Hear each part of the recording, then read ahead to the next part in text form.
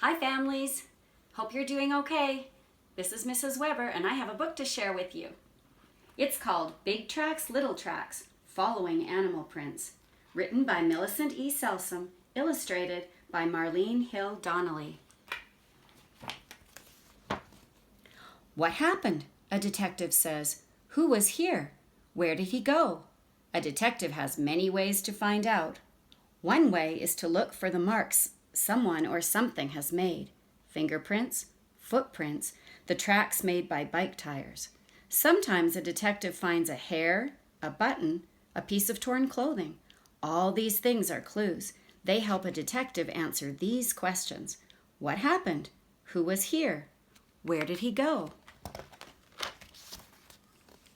You can be a detective too, a special kind of detective, a nature detective. Nature detectives find tracks and clues that answer these questions. What animal walked here? Where did it go? What did it do?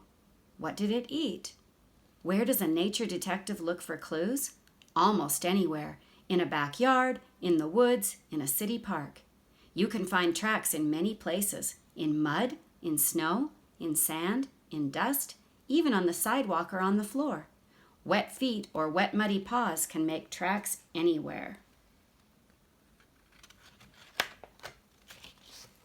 Here is a problem for a nature detective. Here is a cat. Here is a dog. Here is a dish for the cat. Here is a dish for the dog. The cat's dish had milk in it. The dog's dish had meat in it. Who drank the milk? Who ate the meat?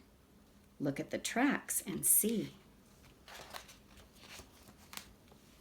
Look at the tracks that go to the cat's dish. They were made by an animal that walks on 4 feet, and you can see claw marks in front of the toe marks. A cat has 4 feet and sharp claws, but so does a dog. Who went to the cat's dish? We still don't know. Let's look for more clues. Now look at the other tracks, the tracks that go to the dog's dish. Did you ever watch a cat walk? A cat walks on 4 feet, but the tracks of his hind feet fall exactly on the tracks of his front feet, so his footprints are one behind the other in one line. They look like the footprints of an animal with only 2 feet.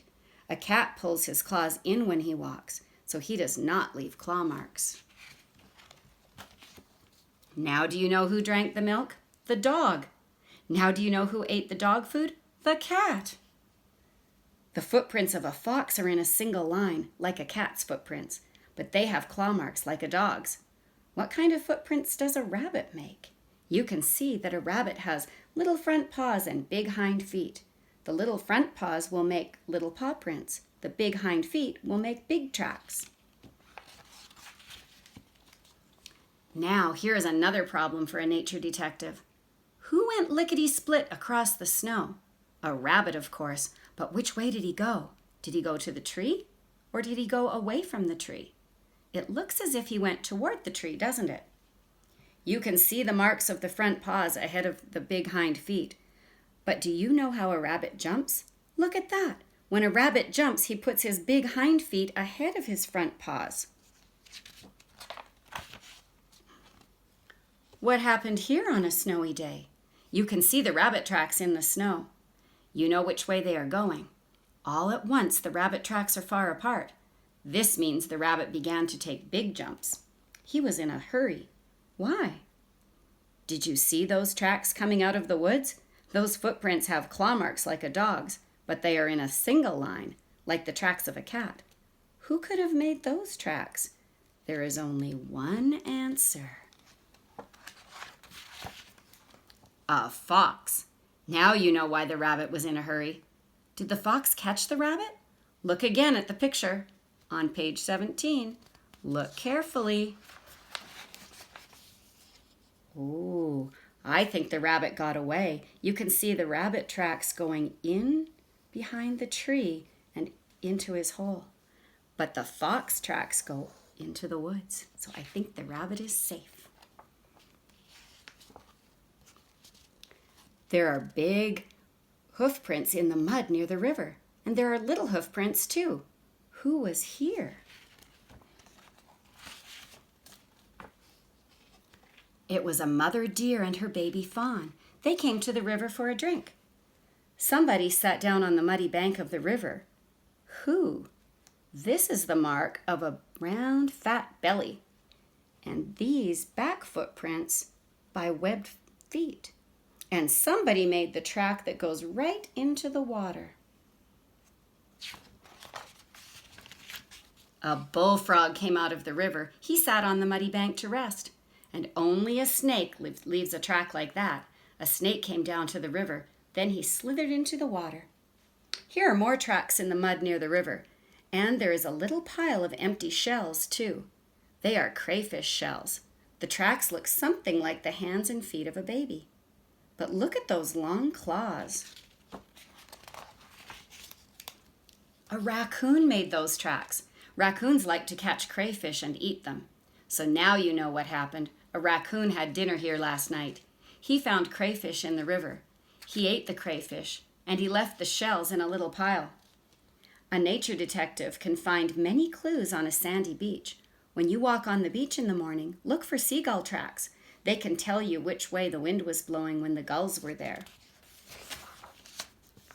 Like airplanes, seagulls take off facing into the wind. First, the gulls must run along the sand to get up speed for takeoff. As they run, their toes dig deeper into the sand. Here, all the gull toe tracks are in a line facing east, so you know that the wind came from the east. Tracks are good clues for a nature detective, but there are other clues too. A nature detective learns to look and listen and smell. She can find clues in a backyard, in the woods, or in a city park.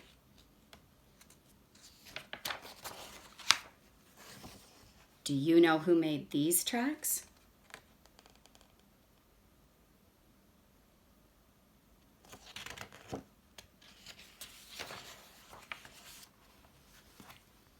You can find out more about animal tracks by looking around in your backyard or even around your house. Here's an activity that you can do at home. Looking for footprints in the ground isn't the only way to track animals. When a skunk sprays, for example, he leaves behind a strong odor that lets you know a skunk was there. This experiment shows you how to be a nature detective using your sense of smell. You'll need some cotton balls, a bottle of vinegar or perfume, and a partner. Dab the perfume or vinegar on each cotton ball. Taking the cotton balls with you, walk through your home. Mark your trail by hiding at least one cotton ball in each room on your route. Then take your partner to walk through your house and figure out which rooms you were in by using your sense of smell. Have fun being a nature detective.